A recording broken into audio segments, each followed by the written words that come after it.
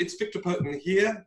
This is the Centre for Optimism, and I am excited, as I always am, but in particular because my old friend from university days, so you can imagine it's been many decades, Sue Barrett is joining us. And when I introduce her to other people, I say she is the queen of sales leadership, not just in Australia, but in Asia Pac and globally. And we're also joined by Rob Masters, the chairman of the Centre for Optimism and Australia, and one of the global leaders in crisis communication. So, Sue, welcome. Thank you, Victor. So, Sue, in all of these webcasts, the first question we always ask our guests is, what makes you optimistic? Well, it's been, I think, a challenging time for us all. And if I preface it by saying that when all of this change happens to us and it kind of becomes overwhelming, it's very easy to kind of go into fight, flight, and freeze mode, where we kind of can shut down and actually just cope with the situation. But what makes me optimistic are a couple of things. One is, whilst there has been a bit of a run on toilet paper and various things, there's good nature and goodwill out there. There are people doing good things for each other. They're banding together. They're actually coming around and actually working out, how can we get ourselves through this situation? How can we actually make ourselves survive and thrive? That's one thing that's making me optimistic.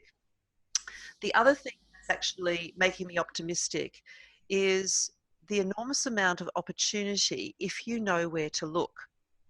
And I think that's the challenge that a lot of people have, is that they actually don't know where the hidden opportunities are in what we call the actual supply chain, the supply chain of supply chains. Indeed, that's terrific. So yes, the thing that I think is good is that despite people being in panic mode, or a number of us, there's a lot of us actually realizing that we're all in this together. And how do we actually get through this, and what will come out the other end as a result of working together? And the second thing is the abundance of business opportunities that are out there if we know where to look, which is what I really want to help us focus on today. Look, it's the key question. The reason people have joined us on Zoom and on Facebook, etc. Sue, how do we sell? I'm in lockdown, Rob's in lockdown, you're in lockdown. How do people keep selling in a time of pandemic? What's the strategy that they need to adopt, and what are the tactics? Okay. Well, the first thing we have to think about is that you have to, if you're in business, you have to check the health of your current clients, your markets that you operate in. Are they still functioning?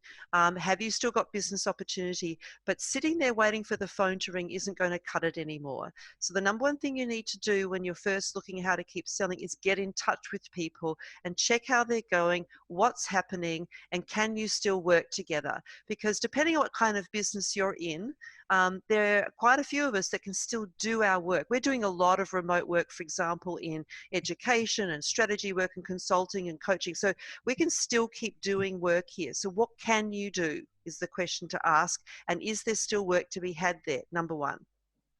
Number two is to take time to step back and actually really start to look at where are the hidden opportunities? What is actually out there in the supply chain of supply chains? And what we must do now, if there wasn't a time before, the time is now to start doing systems thinking. Not just linear supply chain thinking, but systems thinking. The systems have always been there, but people haven't been thinking or working like that. And now is the time to bring about systems thinking. And I can show us a couple of ways of doing that. Fantastic.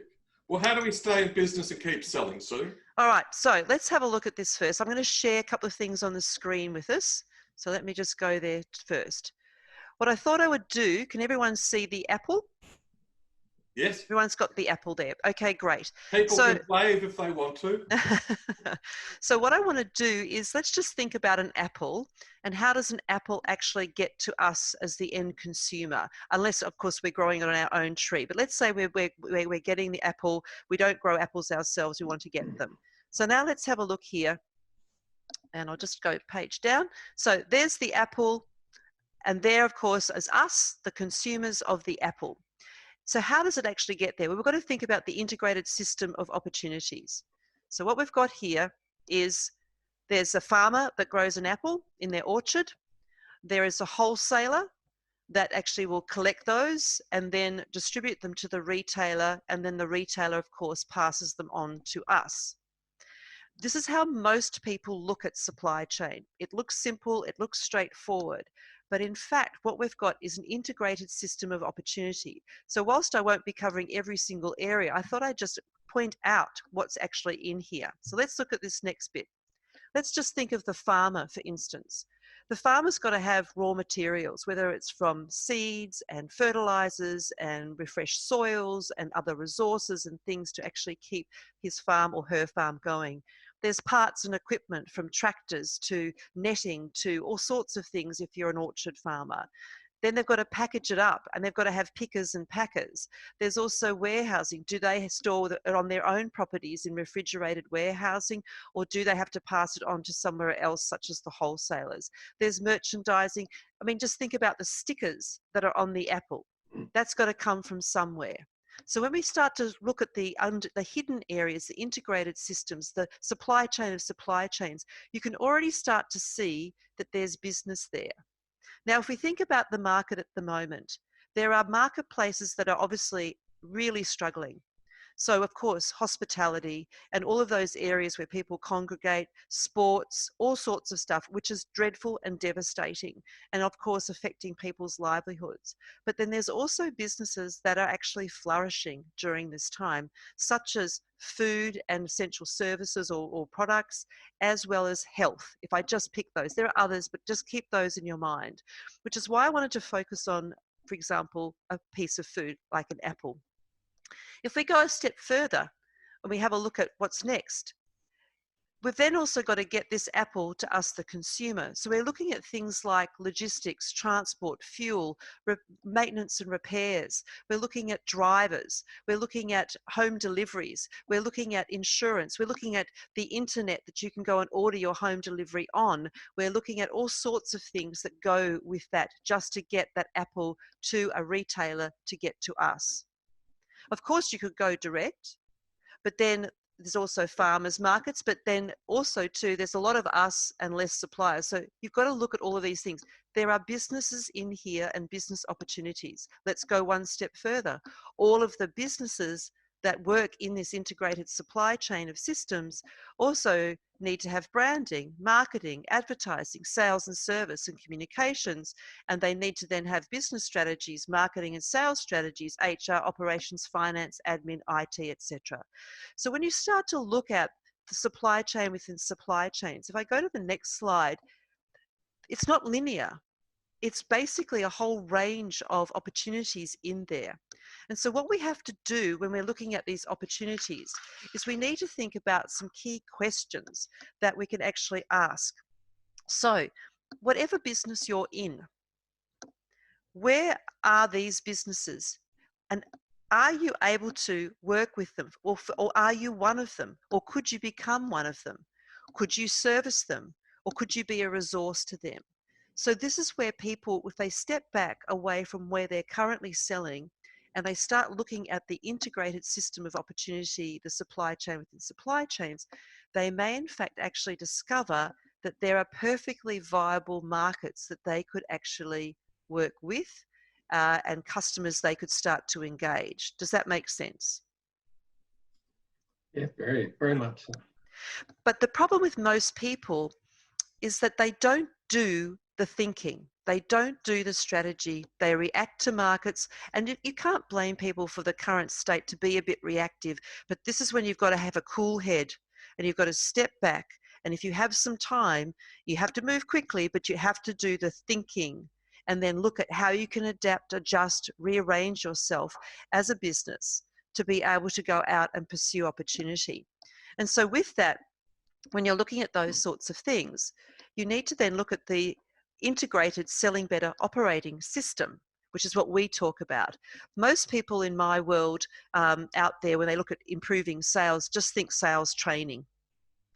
Training is the last 10%. If you don't have a proper system in which to train your people to sell into, there's no point doing training. So when I look at the thing, if I just take you on a quick tour of this and then I'll be quiet, what we're really looking at here as a business, you've got to do your analysis. You've got to understand where are the opportunities. So if we look at the lighthouse, we've got to stop, take a big picture view and see where are those markets, where are those businesses, am I one of them, could I be one of them, or can I service them, or can I actually resource those businesses to do my work with them. You've then got to set a navigational system about how you're going to do that. You're going to need to direct your own services or your team's services to start to talk to people. So who do I need to be in front of? What do I need to offer them? What's our value proposition? And so on and so forth. And obviously set yourself goals and targets, which is where the little flag comes into play. You then need to set your people up with a proper operating system. So how do we sell around here? It could change. It could be that we need to do all our calls via Zoom. It could be that we start to do more online marketing and sales activities to engage our customers. But we've got to understand our marketplace first and what they're after before we set up our team to then equip them and resource them to be able to go to market with those opportunities. Of course, you would do this in concert with an integrated marketing strategy as well. You then got to make sure that your people know what the measures are, what the KPIs. So here's a little balance here. You've also got to help develop them. They may have to learn new skills, in terms of being able to sell better in this climate. And also, do not forget, which I know we'll talk a bit about later, is leadership, coaching and developing of people. We need stewardship like we've never needed stewardship and leadership before, from all the way from a national, political level through to business levels. We need to be there for our customers. We need to be there for them. And we need courage, but you can't have courage unless you have a good strategy, an operating system and good people. The last thing we want to do is get rid of our people. Then we want to make sure we've got good business. And then ultimately, when you pull your system together, you can really create a culture that's really flourishing. So that tree, for example, isn't just a tree. It's filled with all sorts of ingredients, all these beautiful creatures that live in there. Everything is this ecosystem of opportunity. This little diagram here is really illustrating the customer and making sure we're customer centric. And when we pull all of this together, we can really start to drive opportunity and results. Now, I'm not saying it's going to be easy. It's tough out there, absolutely. And for some businesses, it's so tough they're out of business because their market has dried up. But how can we repurpose those people into new roles? How can we really help them actually bring on board? Because those businesses that are flourishing are going to need more resources. They're going to need more people. How can we help people transition into these kinds of roles where there is more business? But until business leaders from large through to small businesses stop panicking and start looking at where the opportunities are in the integrated system, then we're all just going to be frozen in fear and it'll all just dry up. So we can't do that. We have to carry on. Even if we feel it's hopeless, there is always opportunity. Sue, your passion is purposeful optimism. How do we teach business leaders that? Well, really, it's basically the heart of all of our conversation today, is that purposefulness is a deliberate intention. So you and I both talk about blind optimism as being it's basically intellectually deceptive. You can't just go, oh, I'm optimistic and not have something substantial about it. So if we take optimism, which is your wheelhouse, and then we drive it into, and what Rob was saying before, how do we actually run better businesses? To me, that creates that purposeful optimism that gives people that orientation, that direction, something to aim for, something to contribute to, something to do. And that really starts to help people find a common ground, common purpose, and actually helps their mental health as much as their wage packet and their customer satisfaction. So there's a whole lot of things so I suppose it's really taking what you stand for, Victor, and then turning it into a business form of optimism. Well, look, you've both been incredibly generous. So I hope you can come back in a week or two as the Yes. lockdown settles down and people have a lot more questions. Rob and you, I think I've got you booked up for several webcasts to come. So what would the two of you wind up with? Rob, then Sue, and then I'd like to ask each of you how people can get in touch with you. Sure.